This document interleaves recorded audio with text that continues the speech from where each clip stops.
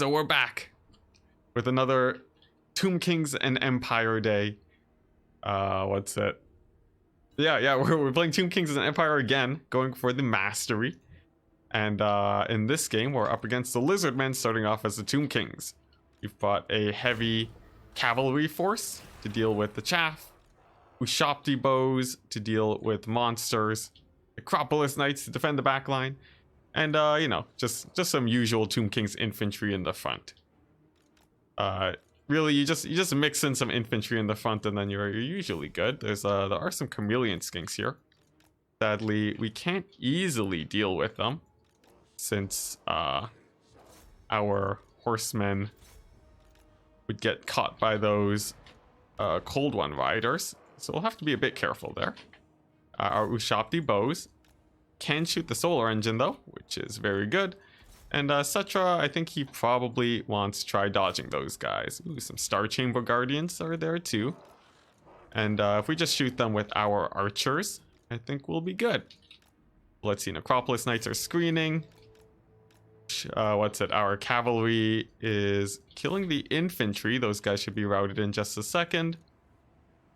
And I think these skinks will lose to my skeleton spears. These skeleton spears over here are just there to stall and delay as long as possible. So as long as they can do that, I'm a-okay. Ooh, it looks like the Bastiladon's also routing, which is a very nice situation because we have horsemen at the ready who can indeed shut it down. Ooh, I missed Lord Croak over there too. And I think we probably want to deal with him, but let's rout off these skink cohorts first. Our Ushopti Greatbows want to get into a defensive position. And I'm really happy with my Necropolis Knights fighting over here. So there we go. Those skinks are out. Our horsemen are freed up. And Cetra can now begin sniping out Croak. We'll use our Ushopti bows to fire in on him too.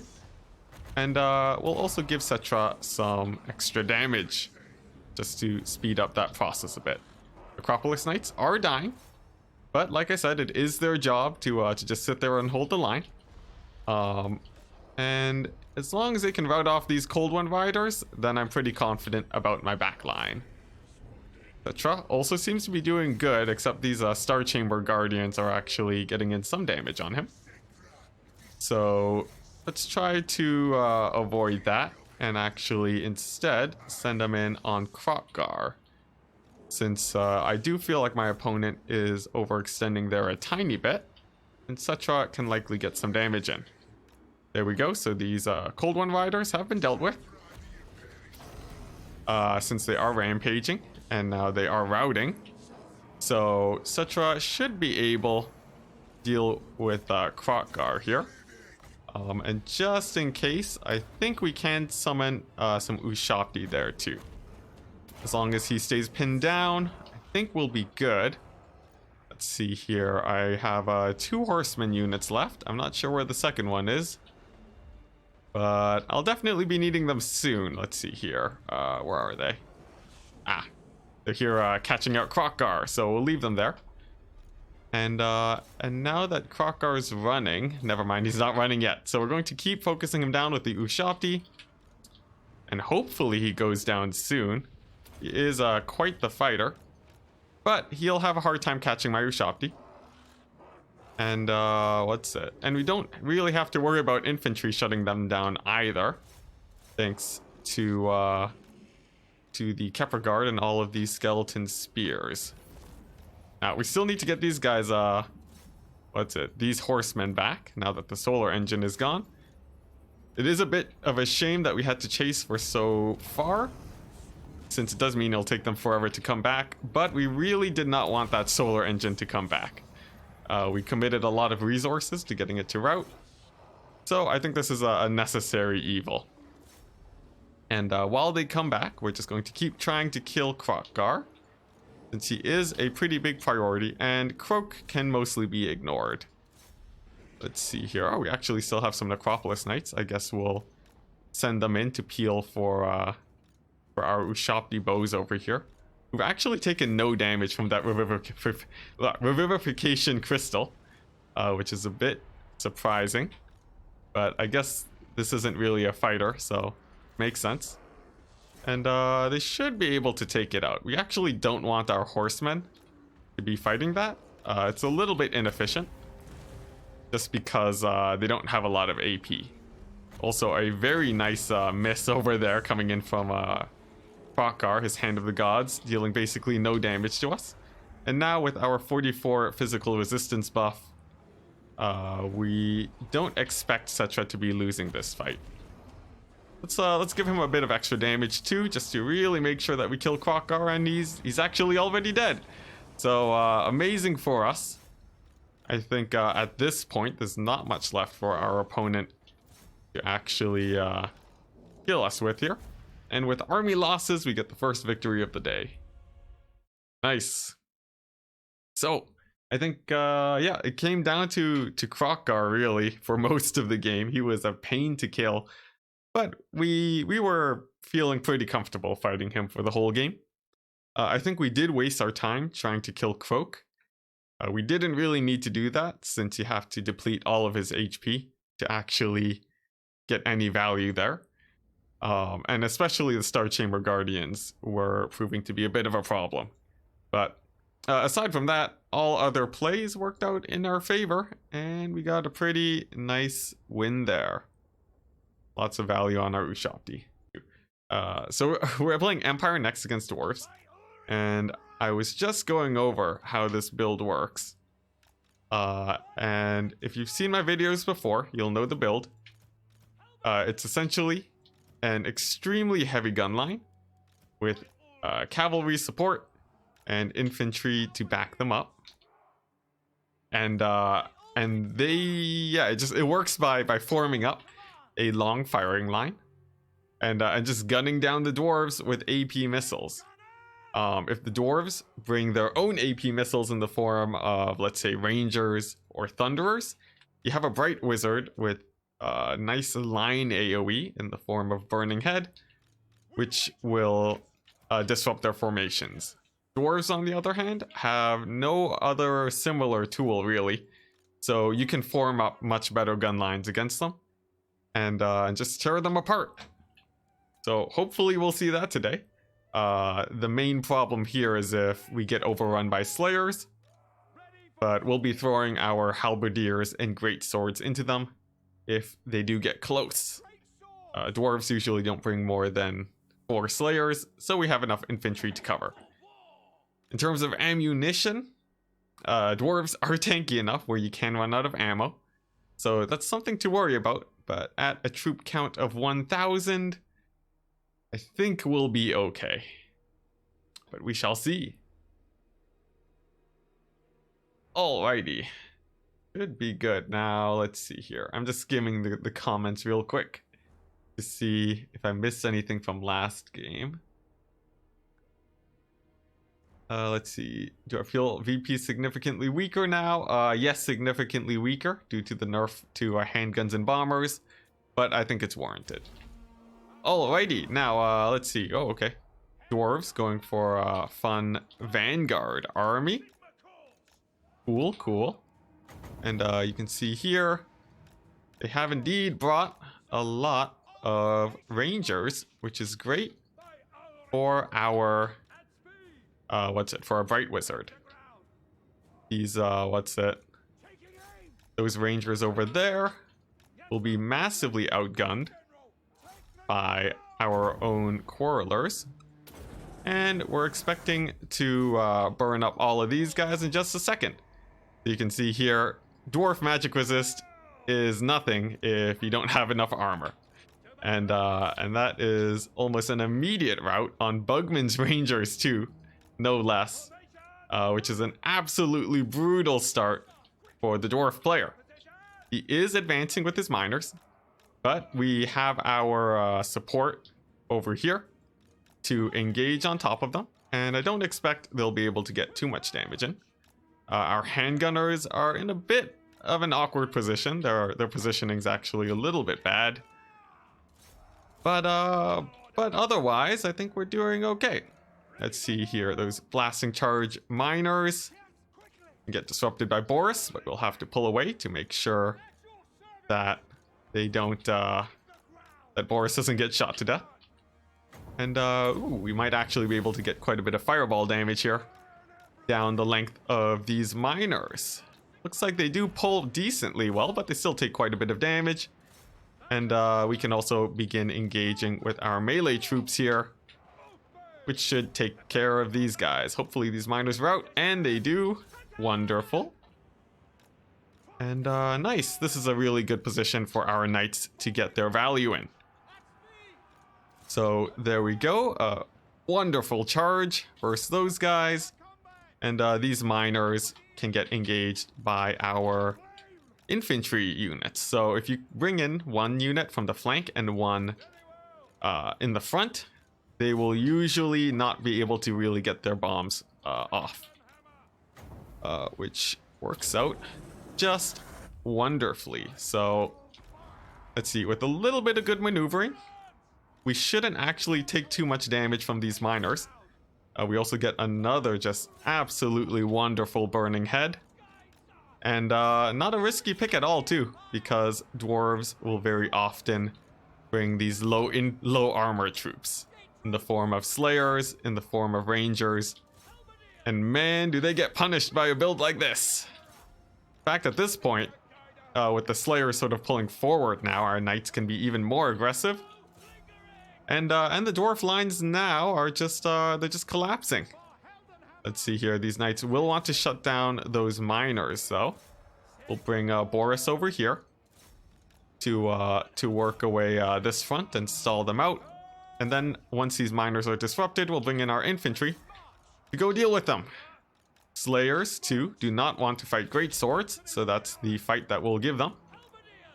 And with a little bit more maneuvering, I think that's basically game. Our crossbowmen have high ammunition. All of the dwarf range units are compromised at this point. And I'm really just worried that Boris might die, but it looks like he'll escape. Absolutely no problem. Let's see, some more blasting charges along the side. We'll have to take them out, since if they do get their shots off, it's pretty devastating. And they do. So there's a prime example of why you want to make sure that they don't get their shots off. But at this point, it's really no biggie. Just a minor mistake on my part. But that's about it. Just gotta carry out the game. Side note, fireballs and the blasting scroll are really good for shooting it down the length of dwarf formations. Even though they do have... Geez, what's happening here? Even though they do have magic resist, Fireball has so much AP damage that it will still take out many models. So really this Bright Wizard is just, he's an amazing asset versus the Dwarves. Very important. So there we go, we're on the verge of Dwarf army losses. I think it has hit now, and we just gotta kill off the rest of the Slayers. Nice, this guy, he says he hates Flaming Skull. Well, that is true. It is quite the powerful ability, and you'll have to work pretty hard to make sure it doesn't get a lot of damage, especially in a build like this. So you can see here, 2,000 damage value on the Bright Wizard. Yeah, there you go. You get this much value, that's how you beat the dwarves. Oh my goodness, just using magic to my advantage. Meanwhile, everything else, probably, yeah, just about broke even with their prices. So it was mostly this guy, really. And, yeah, nice win from there. Also, by the way, dwarves, usually, you should not try going for Vanguard armies that are that aggressive. Engaging quickly doesn't actually give you an advantage in the fight. So gotta be careful there. Yes. Okay, so for the next game, we're up against Chosen One, our very own clanmate, playing as the Dark Elves against our Tomb Kings. We've brought a very standard build that you guys have seen many times before, with a whole bunch of chaff and a whole bunch of damage. So these guys are here just to shield. We will stagger their formation so that they so that they don't die to Burning Head. And we really want these skeleton spearmen to hunt down any Cold One Knights that Chosen One might have brought. Let's see here, these archers will go on 2, horsemen on 3. These archers are here just to provide support and to kill anything like witch elves or some other, really all dark elf infantry. They can support in the cavalry fight too, so they're pretty nice. These Ushop the Greatbow Arawars should do us very nicely too. Amazing versus large targets. And if we see something like a Malekith maybe, or some chariots, these guys will do a lot of damage. So they will also be pretty good support. And lastly, but not least, we have chariots who kill Dark Elf infantry. Dark Elf, usually Cold One Knights, would be the ones chasing these down. But because they'll be occupied with our cavalry and getting Spirit Leeched by Ark in the Black, it usually gives us enough space for the chariots to do well. We're deploying these guys really far back to deal with bolt throwers, since if we do see bolt throwers, we'll have to keep the Casket of Souls very far away. And this space is being left relatively open, since really the only vanguard that will jump on top of them is it's just Dark Riders and Harpies, really. And they're not especially scary. So there we go. Chosen One has indeed opted for some bolt throwers and a Supreme Sorceress of Fire. So we could expect some fireballs to come in. It would be a little bit scary. And this is also a nice time to advance. Supreme Sorceress of Fire will be getting Spirit Leeched by Ark in the Black. She does shoot a fireball out at the Casket of Souls, which will probably do some damage, but geez, it actually misses. Extremely unfortunate situation for Chosen One. And now we can just throw down another Spirit Leech on that Sorceress of Fire. She will slowly but surely go down. And from there, should do just fine. So Casket of Souls, I think now is a good time to start shooting those bolt throwers. The infantry is continuously pushing backwards. And what's it? Yeah, the infantry is pushing back. Oh, geez, bolt throwers are hitting my chariots. Let's bring them back. But yeah, the infantry is dodging my Casket of Souls. So we'll have to hit something a little bit easier to target. This Medusa can get shut down by the spears. And as long as these manticores don't cause us too many problems, I think we are a-okay. I'm pretty fine with this game dragging out since we are able to Spirit Leech. And I don't think the manticore will really pose too much of a threat, since we have our Ushabti at the ready to take it out. So Skeleton Spears, let's get over there. Our Casket. And shoot at some Bleak Swords, I guess. And let's get the Spirit Leech down on the Supreme Sorceress, why don't we? So we're in a nice position where Chosen One can't really advance, since we have all these horsemen in the back ready to shut down those bolt throwers. And in fact, I feel like the bolt throwers might just run out of ammunition at this point. Dark Elves aren't really known for the high ammunition units.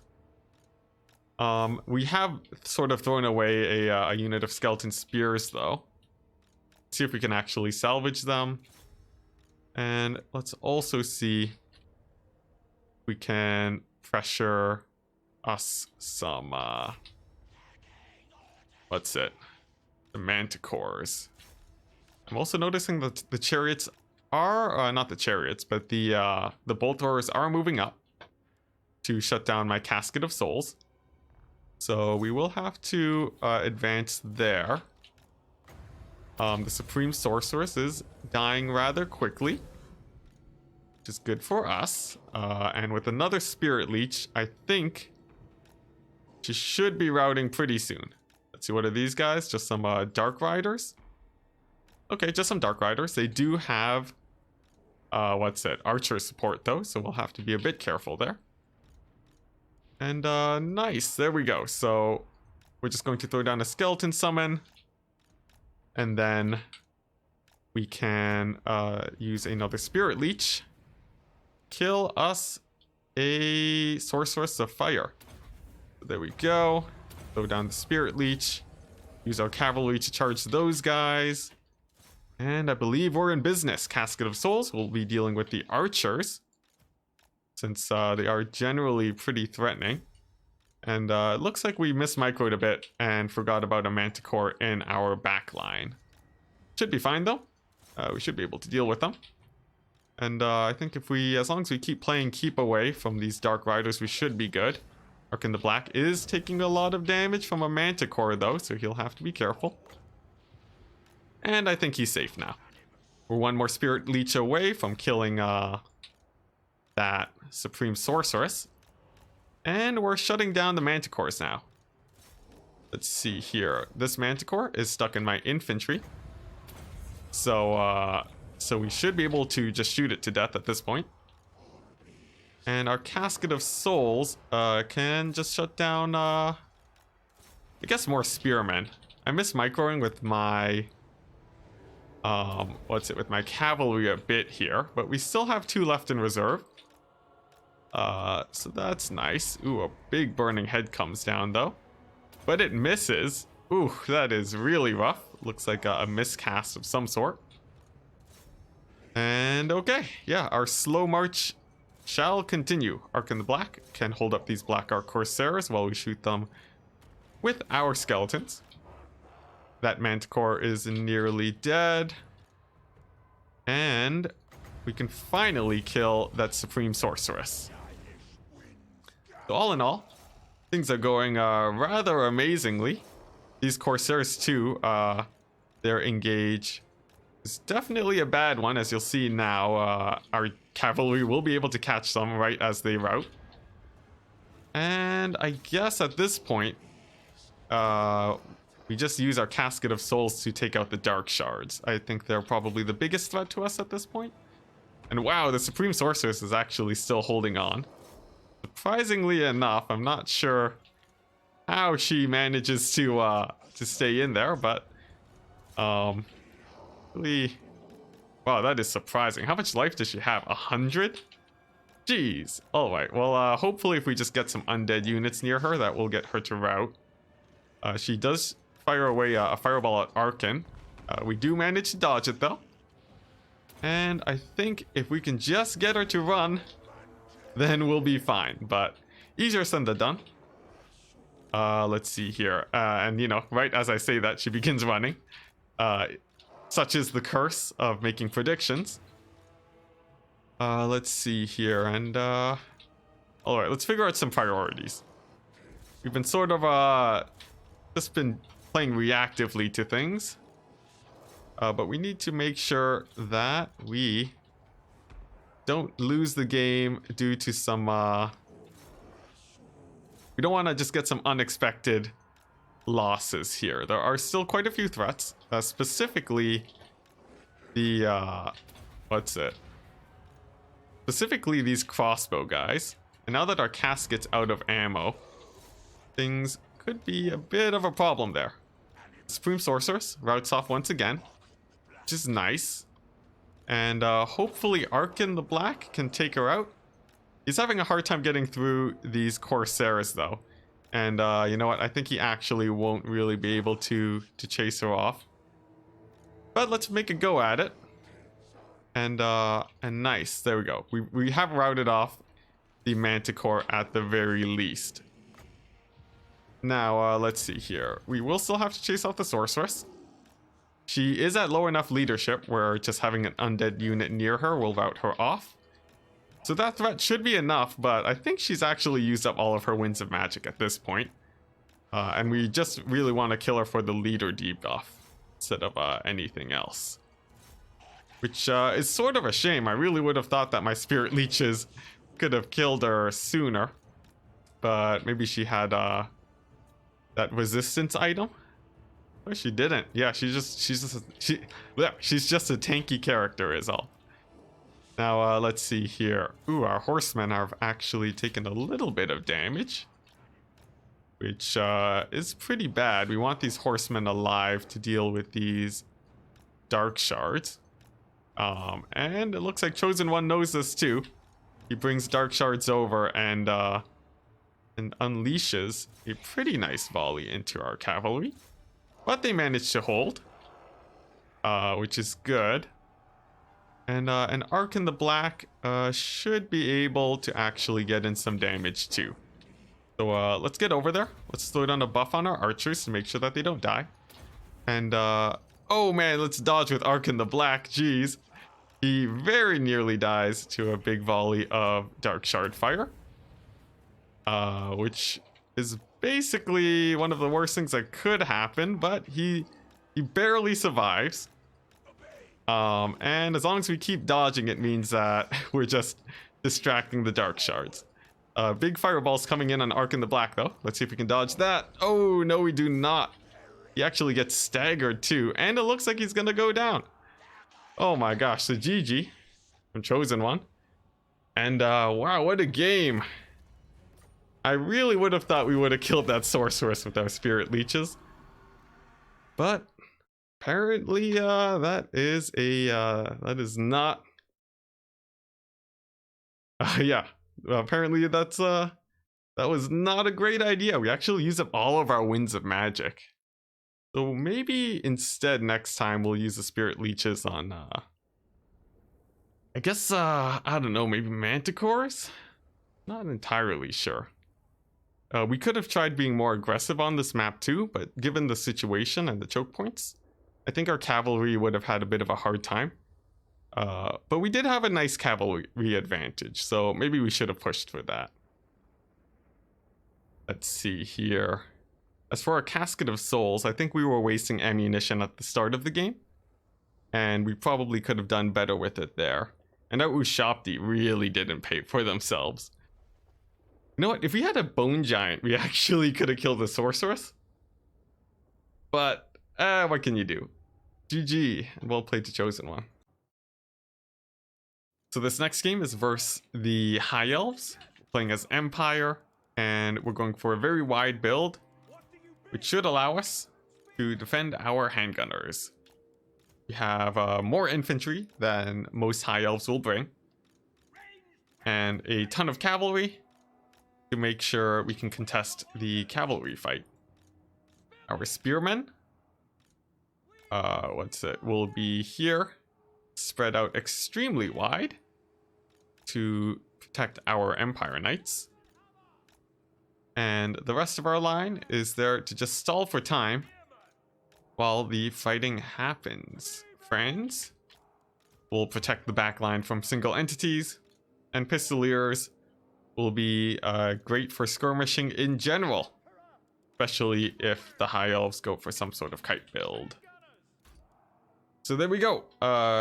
Nice and simple build. We have some ideas going on, and let's just hope that we don't get surprised by anything.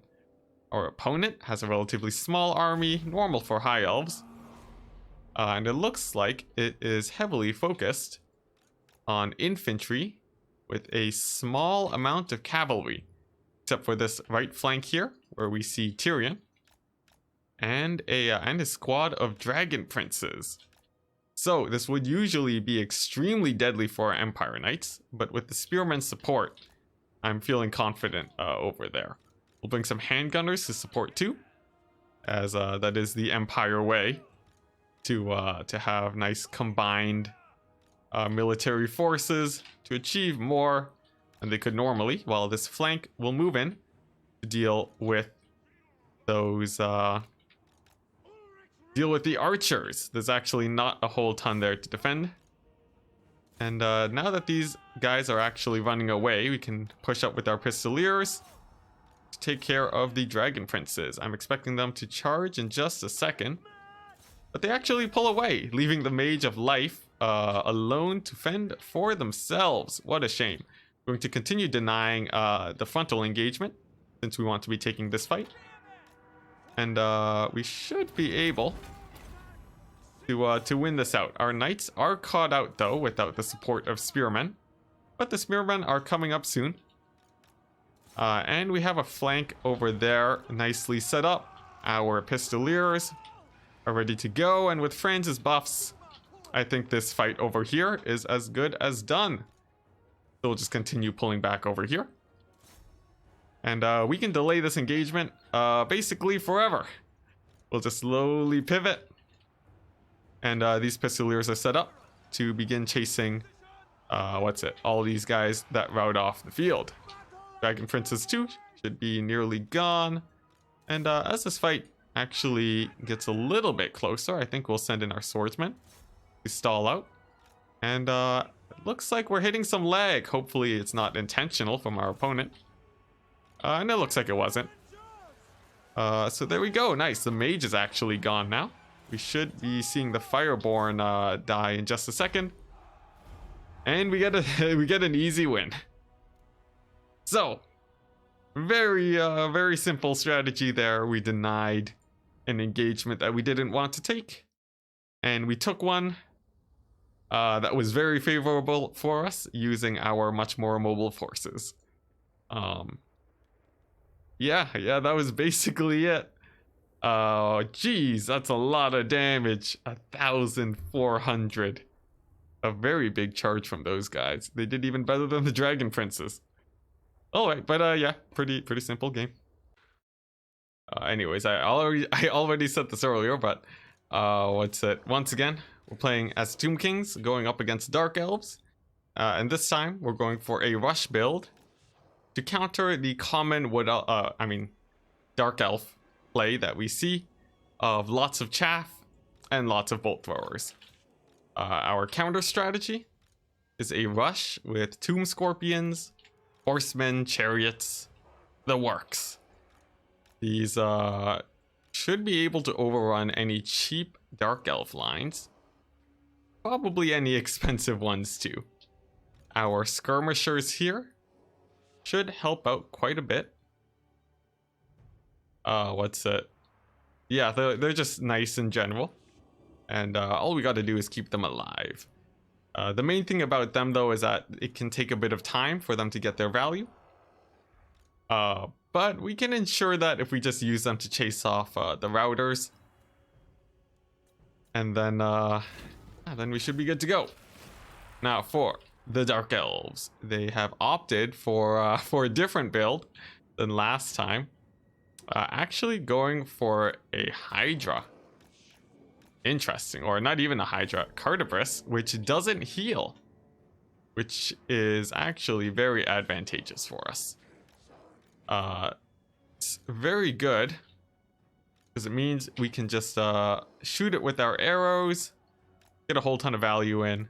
And as long as we don't take too much damage from these dark shards, then we should be good to go.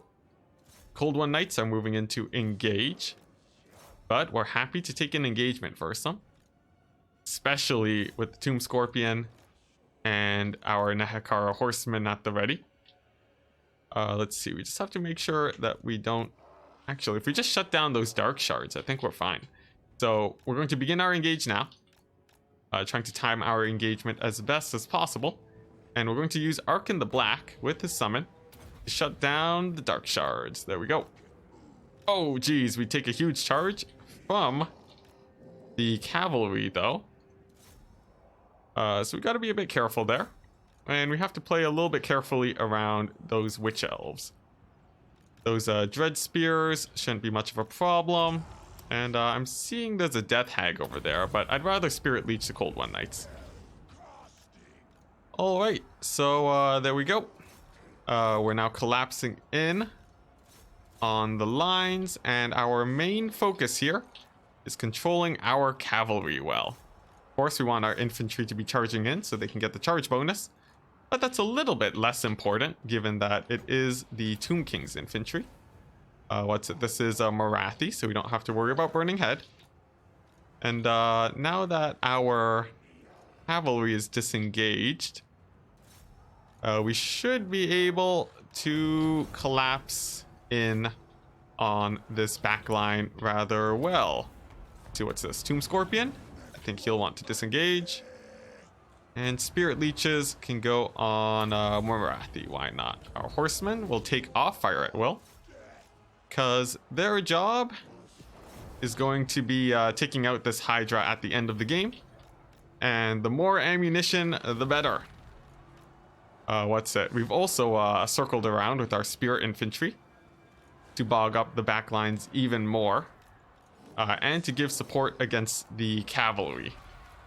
And in doing so, what's it? We've set up a very nice situation for ourselves. We just got to win this frontline fight. Let's see. In fact, these witch elves over here, I think we'll want to summon up some. Want to summon some Ushabti there to pin them down. Should be able to get quite a bit of value there. And as soon as they're gone, I guess we're just shooting the Carnivorous with our horsemen. Meanwhile, Arkan the Black will be spirit leeching the heroes, since they're the next hardest things to kill. And we'll also be keeping away our Scorpion away from this guy, because he does a lot of armor-piercing damage against single entities. So we're just going to avoid that as best we can. And I think we should be good. Yeah, the high elf, the dark elf infantry is just about gone. Still have our cavalry, but they won't be too important for the late game. And I'm only a little bit worried that we'll run out of ammunition. However, our just infinite hordes of spearmen will definitely be able to take out this the Carnivorous. Since yeah, we just have too much infantry for it to deal with. So that should be fine. And we can take out Morathi too with Spirit Leeches, with the focus on not clumping up our infantry against something like what's it? We don't want to clump up our infantry against a Soul Stealer. Other than that, I don't think there's any huge major misplays we can make at this point. Ooh, these dark shards are actually coming back though, so we will have to be a bit careful there. But they give us a pretty nice opportunity for Arkan the Black to recharge his zombie summon, his skeleton summon. So that should be nice at the very least. And in situations like this, it's usually nice to leave your infantry on the fringes, just so that they can regain their stamina. We're also going to keep our Tomb Scorpion alive, although we have actually just lost one. But these guys are really good for cycle charging too. You want to be using them for what's it? You want to use them to kill single entities, and they're especially good versus heroes like Morathi and this Death Hag. So very thankful that we managed to keep one of these Tomb Scorpions alive. Let's also throw some physical resist just to make sure that the fight goes very much in our favor. And I think we're good. Whoops, these guys should not be moving. We want their stamina to come back. Like these horsemen. Ooh, big hit there. I think that's dodgeable. A bit of a misplay. But there we go. I think we should be hitting army losses soon. But just in case, we'll chase off this Hydra. Turn off, or make sure Fire at Will is still off, so that we have our ammunition in case we need it. And get a solid win there. Okay, nice. So I think really in this situation, our build carried us a lot here. With a few flanking maneuvers and summons, the ranged units of the Dark Elves couldn't do much. And they really got overwhelmed by our anti-infantry options. Just the chariots got a lot of value.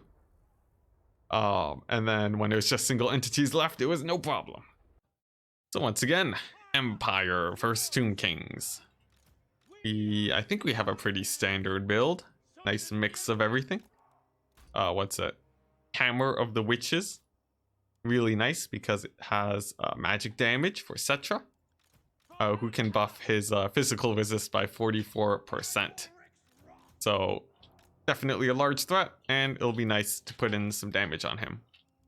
Pistoliers, as per usual, it is the Empire way, and Huntsmen help out in case we run into basically anything. They don't want to shoot any shielded Tomb King units, but they'll do very nicely versus everything else, archers included. Flagellants will help hold down the front line for us. And these Knights of the Blazing Sun should win our cavalry engagements, as long as we bring in some support. We specifically don't want them to get charged by cavalry while they're surrounding a monster. So it's a little bit of a delicate situation. It also gets worse because they don't have any healing on the field. So we have to be extremely careful with these guys. I guess I'll sort of have to treat them like scurvy dogs that are a little bit less mobile. So there we go. There's our build. Let's see how it goes. Good luck, have fun to our opponent. And let's hope we can get a win here. There are quite a few things that he could bring versus us. Let's see. Looks like he's ready. Sick. Let's do it. So I'm just selecting my army, everything but the cannon, just in case we need to advance early. It doesn't look like it. And an interesting choice here. A vanguard of the stalkers would have picked off my pistoliers if they were in the correct position. But now they're sort of just getting shot to death by my by everything, which is a really bad start for the Tomb Kings. But looks like they are setting up for a pretty hefty rush. Shopti leading the front means that we will want to bring our spears to match them.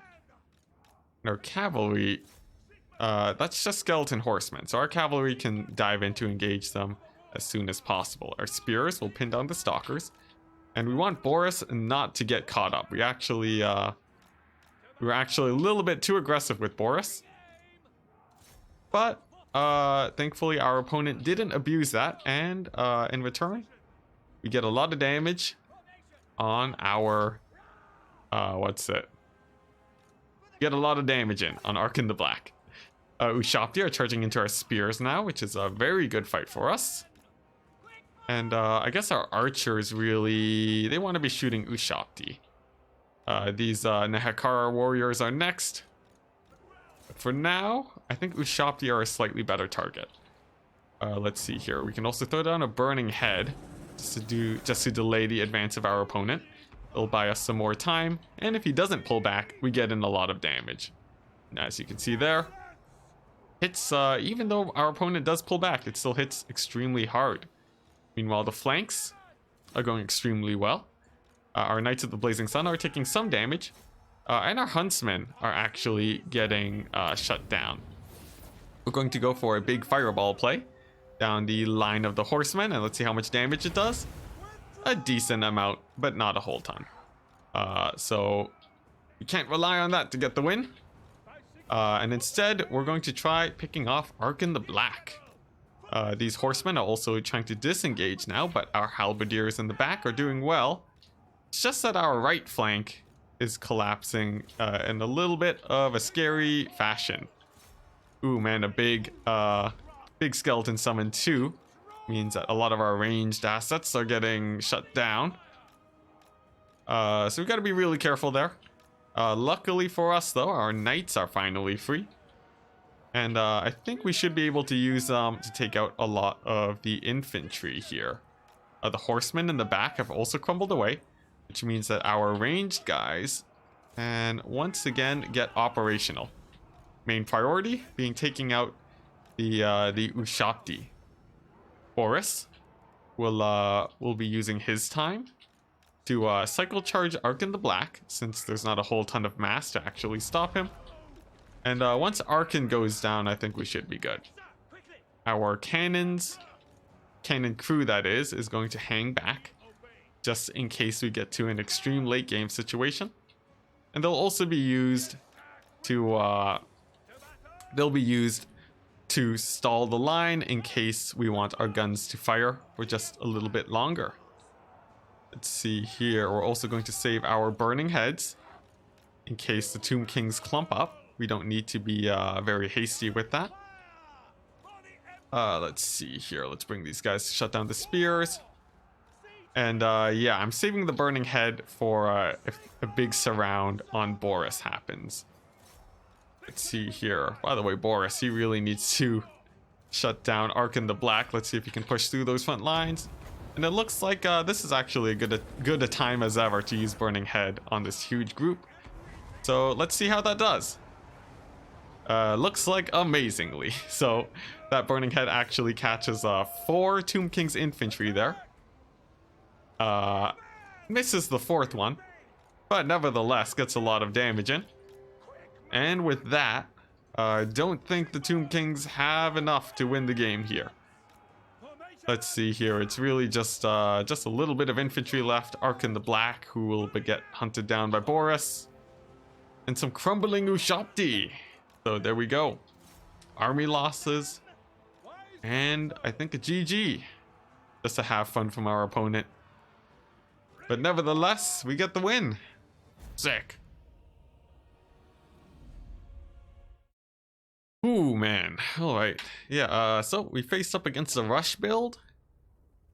And I think our knights, they actually got caught up on these skeleton horsemen for a really long time. These knights that took a lot of damage.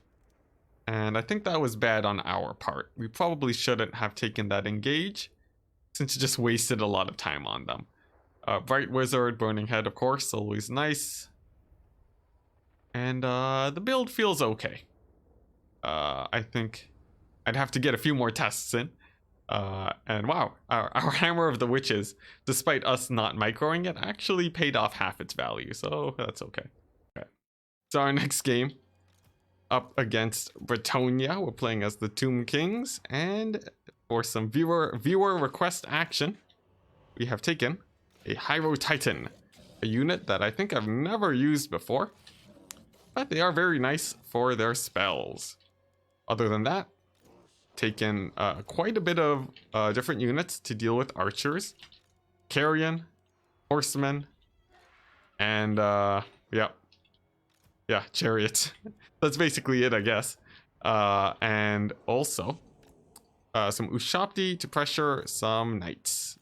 Bretonian knights are definitely very scary here, and we don't want to get murdered by them. So hopefully the Ushabti pressure will be enough. I'm sort of worried that we'll get overrun by knights, but we'll have to see. As for hero squads, a little bit less scary as we've bought a few more options. We have a Tomb Scorpion, 2 units that can Spirit Leech, and a lot of infantry. Our infantry should be able to just pin them down, and hopefully the Tomb Scorpion can just cycle charge them to death. So fingers crossed, and let's see what our opponent has brought. It's a pretty large army, and it's consisting of very few archers, so that's good for us. There are some knights, mostly Knights of the Realm, so pretty inexpensive in general. And we are seeing that scary hero squad. Now, Spirit Leech is not terribly effective versus the Fey Enchantress, because she does have what's it? Fey Enchantress does have magic resist. So yeah, we don't really wanna be wasting our magic there. Instead, we're going to be Spirit Leeching these knights, and we're going to be moving our carrion back to deal with these archers and trebuchets. While that happens, it gives us time to pressure the front line, and we should be able to win that fight pretty well. Let's see here. Yeah, we'll just be shooting up the Enchantress, bringing in spears to deal with cavalry, and taking out these peasants. Even though they are relatively cheap, The big plus side here is that, what's it? The big plus is that with the peasants gone, Bretonia won't really have much in the way of a front line to actually, what's it? To actually stall our infantry, and then we should be able to take a win from there. Oh man, that took a lot to get those words out, but we did it. And it looks like actually diving into our skeletons, which will allow us to cycle charge with the Tomb Scorpion. We can also use these chariots to deal with the infantry. This is actually a really nice situation for us because all of these knights are busy defending the archers. And if they're just defending the archers, it means that our main fight here can go very, very well. Without the support, you can see that we're really able to just dominate this frontline fight here. Our chariots can run amok. And we're even winning the fight against the single entities. The Fey Enchantress getting extremely low. Although things are getting a bit dicey here. I'm just thankful that Gotrek isn't there mucking things up. We also have to keep a careful eye on the knights, since the knights could wheel around and deal with and kill our Ushapti, so we'll leave our spears to defend against them. And we're just gonna continue pressuring the Fey Enchantress with the Tomb Scorpion and Arc in the Black. We can also countercharge the knights over here, which should do pretty well. And I only wish that I hadn't thrown away my chariots, but we'll make do. Let's see here. We have actually routed off the Fey Enchantress, which is a huge plus. And if we can just get a Spirit Leech off on her, I think that will be game. Let's see here. Can we reach her? Oh man, we were just a little bit too slow on the draw with the Hyrule Titan. But it's fine. Let's see here. We can deal with other threats instead, like these archers. Just using our carrion and our horsemen to shut them down. The knights have finally pulled back to support the frontline fight. But yeah, you can see it's not without a cost. We are able to shut down the archers mostly, at the very least. Let's see here. Although they still are doing okay, so we will have to be a bit careful. And the Fey Enchantress may still come back. She could pose some problems. So we're just going to bring up our Hyrule Titan, and it's going to get ready to use Shem's Gaze on her to finish her off if she gets too close. Gotrek 2 is a little bit of a problem, and geez, losing our Tomb Scorpion is a huge mistake there, since that was our main tool to deal with Gotrek. So instead, we're gonna have to do something else. Thankfully for us, though, we have successfully caught some knights with the sacrifice of that scorpion. And I don't think we want to Spirit Leech those knights, surprisingly enough. Instead, what we're going to do is we're going to save all the Spirit Leeches we can for Gotrek, and use our Ushapti to deal with the knights instead. This is just because Gotrek can be a bit of a win condition by himself. And we want to make sure that we're ready to deal with him if that time indeed comes. Meanwhile, for all the other troops, without the Fey Enchantress support, we do expect them to get routed off, no problem. And then it's just Gotrek, who looks to be moving towards Arc in the Black, which is absolutely terrifying. Get him out of there. Come on. And he does manage to escape without getting hit.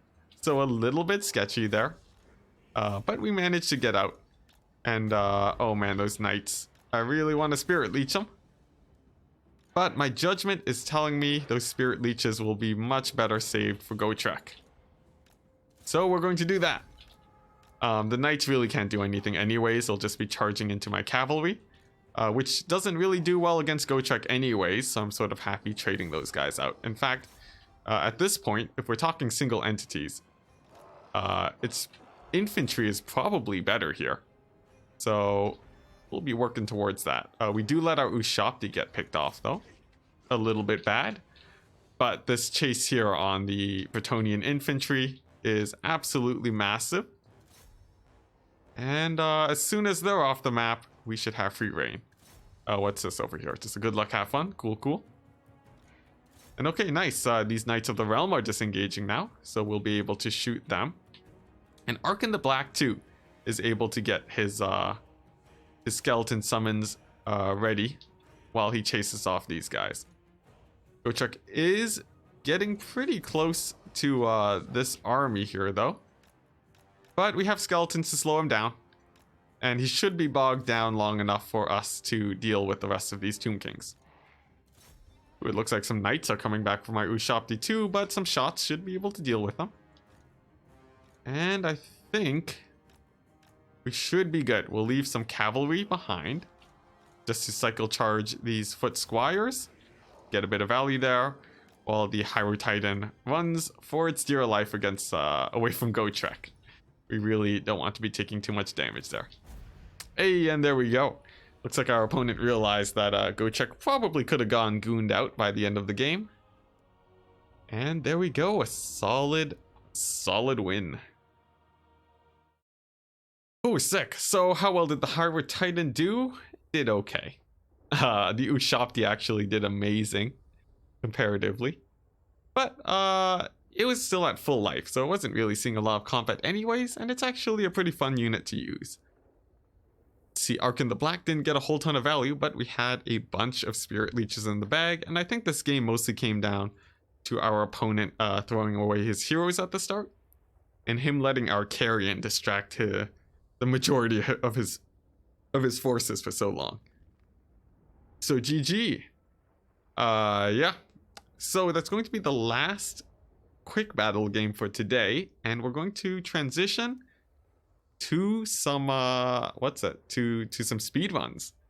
So very exciting. If you are watching on YouTube, the video will be ending. So you know what to do. The usual, follow, subscribe, all that stuff.